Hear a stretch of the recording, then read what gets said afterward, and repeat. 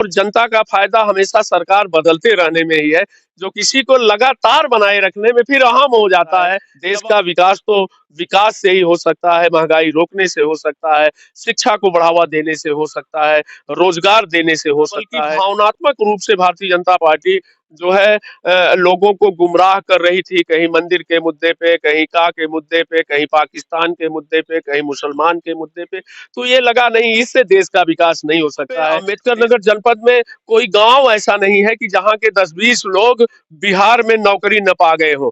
पूरा हल्ला हो गया है कि हर गांव के 10 लोग, 15 लोग, 20 लोग बिहार में, लेकिन अपने प्रदेश में ऐसा नहीं हुआ। इसलिए एक एक छतरी का वोट अब की बार रितेश पांडे को नहीं मिलने वाला है। जैसा कि हमने पहले भी वादा किया था कि हम उस जमीनी मुद्दों को लेकर आएंगे और बात करेंगे हर नेताओं से, हर राजनेताओं से और जनता से भी और कहीं न कहीं प्रत्याशियों से भी। तो आज हम हैं एक बहुचर्चित चेहरा डॉक्टर राजेश सिंह, उनके साथ हैं और जानेंगे अम्बेडकर नगर की हालत क्या है, यहाँ के मुद्दों के बारे में बात करेंगे। 2024 का महाजंग चल रही है, क्या हालात हैं? यहाँ पे अंबेडकर नगर की जहां तक हम बात करते हैं, 55 लोकसभा सीट अंबेडकर नगर, तो यहाँ पे मुझे तो स्पष्ट दिखाई पड़ रहा है कि समाजवादी पार्टी बहुत लंबे अंतर से चुनाव जीतने जा रही है जी। और समाजवादी पार्टी के साथ बहुत सारी चीजें जुड़ी हुई हैं।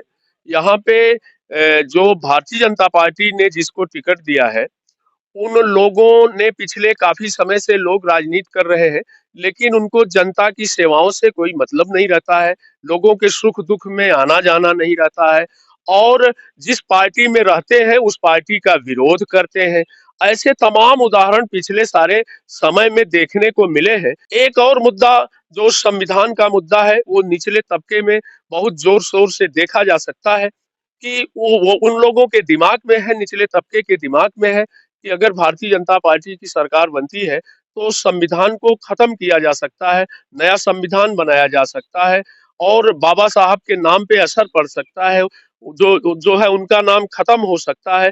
इसलिए निचले तबके के लोग अब की बार संविधान बचाने के लिए मतदान करने वाले हैं। एक बात और जानना चाहते हैं कि आप एक बहुत बड़ा चेहरा इस समय अम्बेडकर नगर के हैं। बसपा में काफ़ी समय से रहे हैं, उसके बाद भाजपा, फिर अचानक क्या होगा कि समाजवादी की तरफ आप जनता ये जानना चाहती है। देखिए, समाजवादी पार्टी की नीतियों रीतियों से हम जो है प्रभावित पहले से ही थे, और हमारे पिताजी 2012 से 17 समाजवादी पार्टी से ही विधायक थे। कोई नई बात नहीं थी हमारी समाजवादी पार्टी में आना। लेकिन जो इधर जो हालात बने, जब भारतीय जनता पार्टी ने रितेश पांडे को ये चर्चा हुई कि टिकट देने वाले हैं, तो ये जनता हमारे पास आई, लोग हमारे पास आए, लोगों ने कहा कि नहीं, इनको हराना है, और समाजवादी पार्टी आप जो है समाजवादी पार्टी ज्वाइन कीजिए, समाजवादी पार्टी की रीतियां नीतियां वो जनता के पक्ष में है, और समाजवादी पार्टी ने अपने कार्यकाल में बहुत सारा काम भी किया है। और मैं विचारधारा से ही समाजवादी हूँ, मैं मेरी विचारधारा भी समाजवादी ही है। तो समाजवादी तो पार्टी क्या भाजपा में जाना वो गलती थी क्या आपकी? भाजपा में जाना, उस समय तो बहुत सारे लोग भाजपा में चले गए थे, बहुत सारे लोगों ने भाजपा को वोट दिया था, भाजपा में चले गए थे। और उस समय तो लोगों ने नारा भी लगाया था कि घर घर मोदी, हर हर मोदी। उसमें तमाम सारे जात बंधन टूट गए थे। आप ये समझ लीजिए कि मैं भी भारतीय जनता पार्टी में जो है चला गया था, लेकिन वहां जा करके कुछ समय रह करके जब मैंने देखा कि वहां पे लोग विकास के नाम पे झूठ बोलते हैं और सारी बातें करते हैं, काम कुछ नहीं करते। 15 लाख का जुमला, काला धन वापस करना, पेट्रोल डीजल का दाम कम करना, हर साल 2 करोड़ नौकरी देना, ये सब चीजें केवल जुमले थे। ये सब चीजें कोई नहीं दिखाई पड़ता था, बल्कि भावनात्मक रूप से भारतीय जनता पार्टी जो है लोगों को गुमराह कर रही थी, कहीं मंदिर के मुद्दे पे, कहीं का के मुद्दे पे, कहीं पाकिस्तान के मुद्दे पे, कहीं मुसलमान के मुद्दे पे। तो ये लगा नहीं, इससे देश का विकास नहीं हो सकता है। देश का विकास तो विकास से ही हो सकता है, महंगाई रोकने से हो सकता है, शिक्षा को बढ़ावा देने से हो सकता है, रोजगार देने से हो सकता है। तो मुझको लगा कि नहीं, भारतीय जनता पार्टी की नीतियां बहुत सही नहीं है। उस हिसाब से प्रदेश में समाजवादी पार्टी की नीतियां बहुत अच्छी हैं, और मैंने समाजवादी पार्टी ज्वाइन किया। एक बात और बताएं, जैसे कि लगातार सरकारें कहते हैं 10 साल केंद्र में सरकार रही है, और 7 साल उत्तर प्रदेश सरकार रही है। तो कहीं न कहीं इनका कहना है कि डबल इंजन की सरकार, विकास तेजी से हो रहा है। सबका साथ, सबका विकास, सबके विश्वास की बात कर रहे हैं। किसान सम्मान निधि की बात कर रहे हैं, फ्री अनाज की बात कर रहे हैं। तो वहाँ पे वो नीतियों को छोड़ कर के आप ये नीतियाँ, तो उनको कितना फ़र्क लगता है आपको जो वो नारा दे रहे हैं?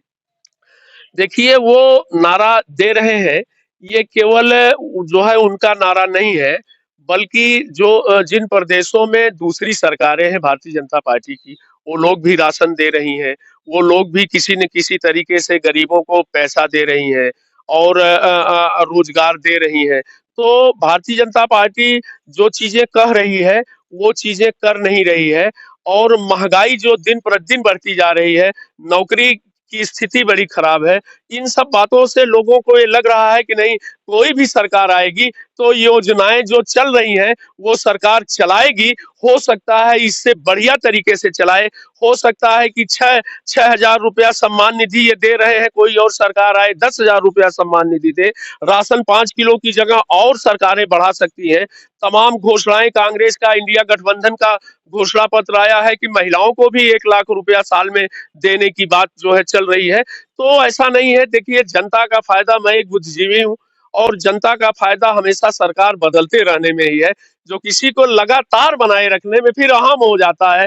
जब अहम हो जाता है तो नीतियां दूसरी तरह से चलने लगती हैं। इसलिए जनता का फायदा तो सरकार बदलने में ही रहता है। के मुद्दे हैं, अगर अम्बेडकर नगर के मुद्दों की बात की जाए, शिक्षा, बेरोजगारी, स्वास्थ्य, सरकार कहती है कि हम हर मुद्दे पे आगे बढ़े, विकास किया है। तो यहाँ की स्थिति क्या है अम्बेडकर नगर की, शिक्षा, स्वास्थ्य और बेरोजगारी को लेकर के? देखिए, बेरोजगारी तो बहुत है। पहले मैं बेरोजगारी की बात करता हूँ। बेरोजगारी तो बहुत है, रोजगार निकले नहीं और रोजगार जो निकले भी उन वो जो है, चाहे पेपर आउट हो गया हो किन्हीं कारणों से, जो परीक्षाएं नहीं हुई, पेपर लीक हो गया। तो अभी देखिए बिहार में तेजस्वी यादव और नीतीश कुमार की सरकार ने तमाम जो है नौकरियां निकाली थी। यहाँ पे अम्बेडकर नगर जनपद में कोई गांव ऐसा नहीं है कि जहाँ के 10-20 लोग बिहार में नौकरी न पा गए हो। पूरा हल्ला हो गया है कि हर गांव के 10 लोग, 15 लोग, 20 लोग बिहार में। लेकिन अपने प्रदेश में ऐसा नहीं हुआ, अपने देश में ऐसा नहीं हुआ। तो ये एक मुद्दा है कि सरकार देने की मंशा भी रखती है नौकरी कि नहीं रखती, इस बारे में लोग सोच रहे हैं। जो लड़के तैयारी कर रहे हैं वो लड़के बड़े हतोत्साहित हैं, चाहे इलाहाबाद, मेरठ, जो है बनारस, गोरखपुर, जहां भी, लखनऊ, जहां भी लोग तैयारी कर रहे हैं, लड़के बड़े हतोत्साहित हैं और उनको लगता है कि नौकरी सरकार बदल जाएगी तभी मिल सकती है, इस सरकार के रहते नौकरी नहीं मिल सकती है। जहां तक स्वास्थ्य और शिक्षा की बात है, देखिए स्वास्थ्य और शिक्षा की स्थिति वर्तमान सरकार में बहुत खराब है। हमारा पीजीआई जो है बना था आदरणीय लालजी वर्मा जी के ही नेतृत्व में, बहुजन समाज पार्टी की सरकार थी। उस समय जो है पीजीआई टांडा का बना हुआ था, लेकिन आज वहां पे बहुत सारी मशीनें, जितनी मशीनें रहनी चाहिए वो मशीनें नहीं है। डॉक्टर जितने रहने चाहिए वो डॉक्टर नहीं है। तो ये सारी चीजें, सरकार को स्वास्थ्य पर भी ध्यान देना चाहिए और सरकार जितना अपेक्षा है उतना ध्यान नहीं दे रही है। सरकार को शिक्षा पर भी ध्यान देना चाहिए कि कम से कम सरकारी स्कूलों की स्थिति और जो प्राइवेट स्कूल है वहां पे शिक्षा में बहुत ज्यादा गैपिंग ना हो, बहुत ज्यादा गैपिंग ना हो, गरीबों के बच्चे भी अच्छी शिक्षा प्राप्त कर सके, इस बात का ध्यान रखना चाहिए। फीस लगातार बढ़ता जा रहा है। वो जो इलाहाबाद यूनिवर्सिटी है, अवध यूनिवर्सिटी है, लखनऊ यूनिवर्सिटी है, गोरखपुर यूनिवर्सिटी है, कई गुना फीस, पिछले 4-5 साल में कई गुना फीस बढ़ गई है। तो फीस पर भी अगर आपकी शिक्षा देने की मंशा है तो फीस पर भी नियंत्रण रखना चाहिए कि गरीबों के बच्चे भी वहां जाकर के पढ़ सकें। किसान सम्मान निधि की बात कर रहे हैं, 2,000 रुपया आता है किसानों के खाते में बराबर? हाँ, 2,000 रुपया, 500 रुपया महीना आता है। 500 रुपया महीना किसानों के खाते में।